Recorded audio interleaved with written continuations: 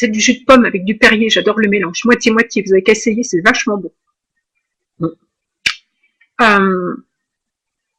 Je voulais vous raconter quelque chose qui a été un des moments les pires de ma vie et le lendemain un des moments les plus drôles, je pense.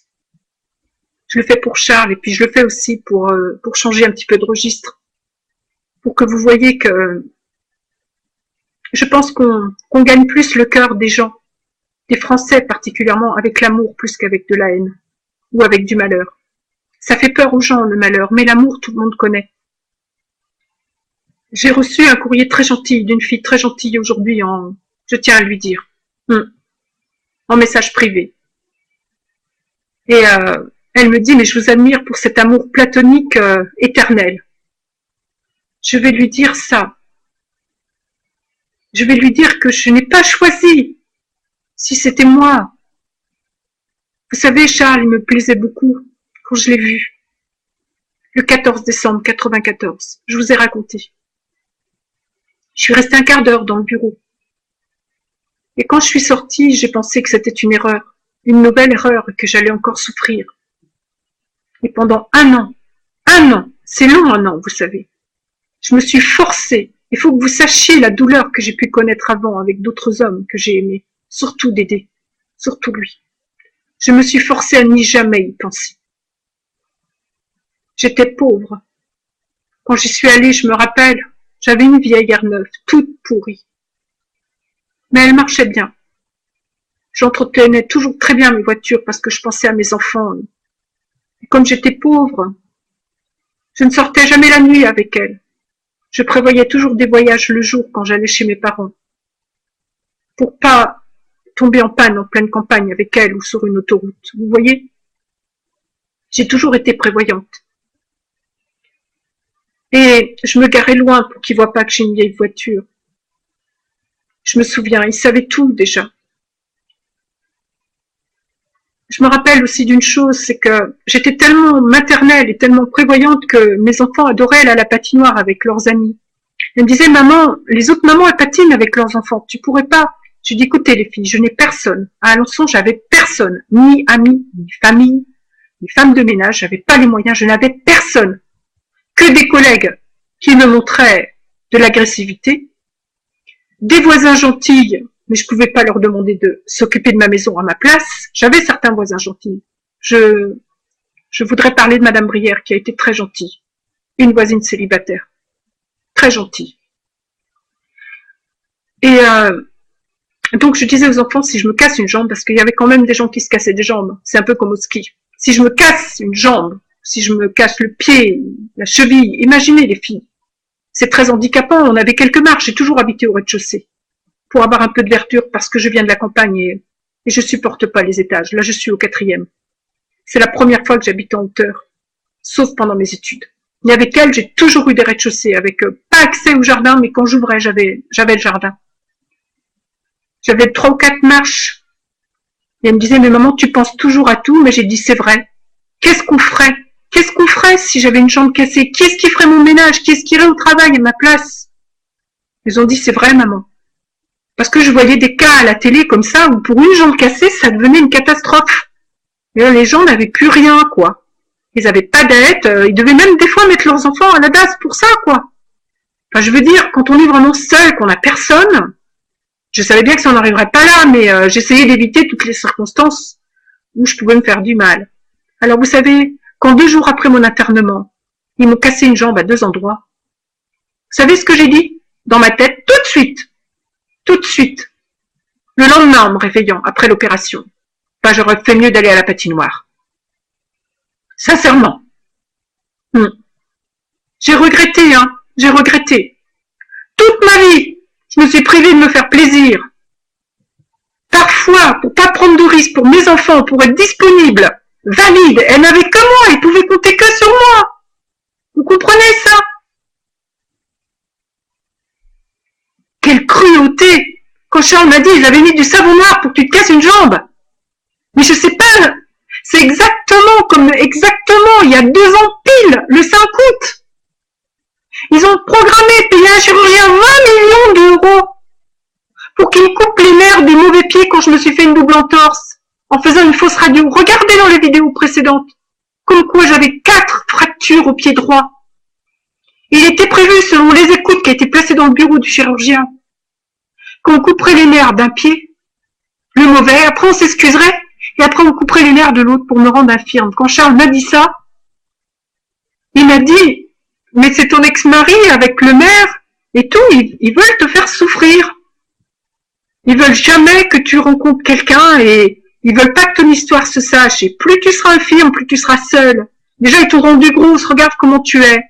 Il m'a dit qu'ils m'ont même mis des médicaments dans ma nourriture pour me faire grossir. Je suis pas d'une nature à grossir. Demandez à mes amis de collège et de lycée, j'étais celle qui mangeait la plus et j'étais la plus mince. J'étais très nerveuse et je le suis toujours, regardez comme je suis. Je vous respecte pas, vous savez, j'essaie de vous convaincre. Donc je vais vous raconter quelque chose qui est beau, qui s'est produit le 18 août 98. Entre 94 et 98, d'abord de fin 94 à fin 95, j'y allais juste comme cliente. Sans chercher à y aller plus que la moyenne. Mes enfants avaient très souvent des rhinopharyngites. Et Karine avait un peu d'asthme. C'est à cause de tout ce qu'elle subissait. Il paraît que les enfants qu'on force à faire des fellations, ils ont souvent des problèmes de gorge. Et elles en avaient beaucoup, toutes les deux. Et elles toussaient des nuits entières. Je dormais pas, c'était horrible. Je dormais pas. C'était horrible parce que je savais qu'il y avait une autre cause. Et lui s'en était rendu compte. Il savait. Il savait tout, de toute façon, puisqu'on l'obligeait à des choses horribles aussi. Donc, fin 95, je sais pas pourquoi, il m'a regardé différemment et je me suis dit, je me trompe, c'est pas une erreur, il m'aime vraiment. Parce que moi, j'avais cru avant de le savoir, que je m'étais monté la tête avec tous les autres. Je ne savais pas qu'on les avait à la fois violés, violentés et certains payés pour ne plus me parler, pour me séduire, certains, même des voisins. Payés pour me séduire, puis après, pour se montrer avec des belles filles et les embrasser devant moi dans le garage, par exemple. J'ai tout vu, tout subi. C'est-à-dire que, comme Alain Vallée faisait un catalogue de toutes les souffrances possibles, mon chef me dit pas bonjour, alors. Après, il avait décidé que mon proviseur me dirait plus jamais bonjour. Voilà, il y a un homme qui me plaît dans mon immeuble. Oh, c'est atroce, mais je l'ai vu avec une très jolie fille hier, mais j'ai souffert. Alors, il me faisait la même chose. Les hommes qui me plaisent, et il y en a souvent. C'est pas forcément de l'amour, c'est comme vous. Tous les jours, tous les hommes et les femmes regardent, ils disent tiens, celui-là, elle est pas mal. Sans pourtant penser à quoi que ce soit, vous voyez. Mais j'utilisais le moindre instant de ma vie pour me faire souffrir. Donc fin 95, il me regardait vraiment intensément parce qu'il pouvait s'exprimer qu'avec mon regard. Donc j'ai commencé à y aller plus souvent. Je vous ai raconté ce qui s'est passé le 26 février dans une vidéo précédente. Et puis pendant un an, j'y allais plus souvent. En fait, après, je vous ai dit qu'il faisait sonner le téléphone pour que je vienne, de façon anonyme. Il appelait jamais chez lui, sa cabine ou de chez les clients, en prétextant qu'il avait oublié son portable. Je décrochais, il n'y avait pas un mot. Et plus je l'avais vu il y avait longtemps, et plus il appelait souvent. Et quand j'y allais, c'est vrai que ça me faisait du bien de le voir, et lui aussi, il en avait besoin. Après, il téléphonait moins et recommençait jusqu'à temps que je vienne. Tout le temps comme ça. Alors j'en ai eu marre et je suis allée consulter ailleurs, un médecin du sport, à côté, en pensant qu'il allait se manifester davantage. Je ne sais pas ce qui s'est passé à ce moment-là, il ne s'est plus du tout manifesté. On l'a forcé, je crois. Il s'était peut-être rendu compte pour le téléphone, je ne sais pas.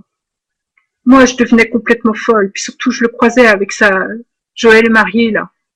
Je vous ai raconté l'accident qui a eu lieu au mois de janvier 97, la première fois que je les ai rencontrés. Alors, je suis revenue à son cabinet. Je ne pouvais pas me passer de le voir.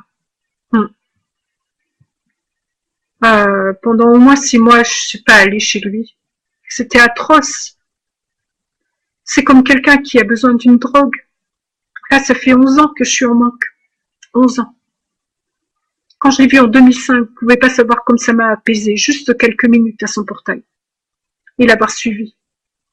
Il me regardait dans le rétro, j'ai raconté ça aussi. Ça m'a tellement apaisé, vous savez. Alors je suis retournée En 98, je suis retournée après ne pas y avoir été, plusieurs mois. Et j'ai fait quelque chose de terrible.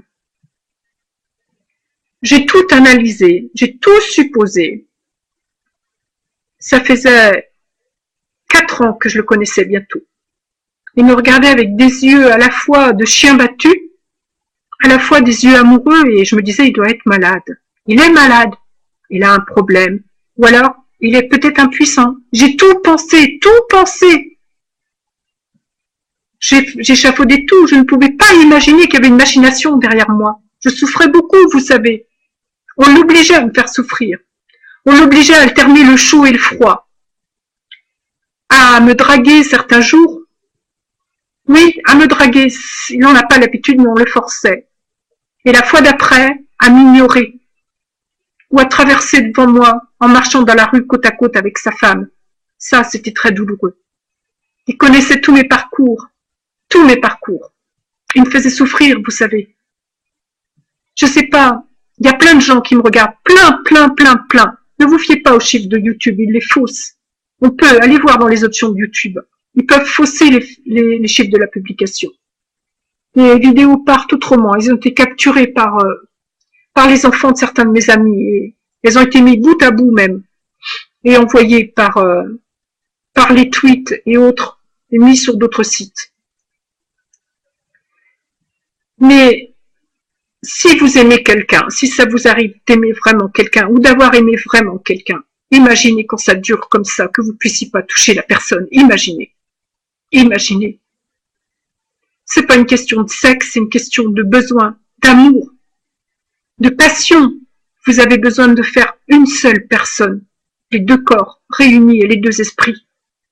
Vous avez besoin de dormir ensemble, de manger ensemble, de faire les courses ensemble, de rire ensemble, de vous laver ensemble. Vous avez besoin de vous voir, de regarder la télé ensemble. Moi, j'ai besoin de poser ma tête sur ses genoux pendant qu'il regarde la télé ou qu'il lit le journal. J'ai besoin de faire tout ce que vous faites, tout ce que vous considérez habituel. Vous vous en rendez pas compte, vous avez de la chance. Avoir un homme pour porter le pack d'eau, c'est pas anodin, vous savez. Un homme qui vide votre lave-vaisselle, ou qui vous dit le matin t'es belle, ou qui vous aide à choisir une robe, ou des paires de chaussures. Vous ne pouvez pas vous imaginer la souffrance. J'ai des gens qui m'écrivent en me disant qu'ils souffrent eux aussi. Mais n'avoir personne à part ses enfants. Personne. Jamais quelqu'un. Je ne sais pas ce que c'est que faire l'amour. Mon ex-mari a toujours été d'une violence inouïe. Inouïe. Il ne savait pas ce que c'était que la tendresse. Ni les préliminaires. Bref, je sais que vous avez compris ça. Donc, je me suis enivrée. Je l'ai appelé. Mes filles étaient parties en camp de char à voile 1 semaine. C'était le jeudi 18 août 99. C'était pas en 98, c'était 99. Il n'y avait pas très longtemps que j'étais revenue à son cabinet. J'essayais en fait tous les moyens pour savoir s'il avait besoin de moi. En m'en allant 6 mois de son cabinet. J'allais pas très souvent au docteur, mais je me disais peut-être qu'il va m'appeler, qu'il va me dire tu me manques, vous me manquez puisque nous nous voyons. Alors le 18 août 99, je me suis enivrée. Je ne buvais jamais, je ne supporte pas l'alcool. Très peu. Je ne connaissais que le kir, puisque je connais rien de la vie, je connais même pas le vin, vous savez. Alors j'ai pris du kir à 6 heures du matin, et je l'ai appelé vers 8 heures pour qu'il vienne chez moi. Je vais vous rencontrer dans l'autre vidéo, comment ça s'est passé. C'est à la fois triste et drôle, vous allez voir. Vous allez voir. Vous allez comprendre. C'est pas du vice. J'ai besoin de faire l'amour avec lui. J'ai besoin de vivre avec lui. Tout ce que vous faites, c'est pas du vice la vie avec votre homme ou votre femme. Mais imaginez que vous puissiez plus le toucher. Il y a certaines femmes qui en ont marre de leur homme, mais imaginez que vous puissiez plus le toucher, vous verrez que vous en avez pas marre. Vous verrez comme ça vous manque. Essayez de vous séparer de lui quelques mois, vous allez voir. Vous allez voir qu'il y a des êtres qui vous sont indispensables, vous vous en rendez même pas compte. Essayez d'apprécier l'amour qu'on vous donne, mesdames, puisque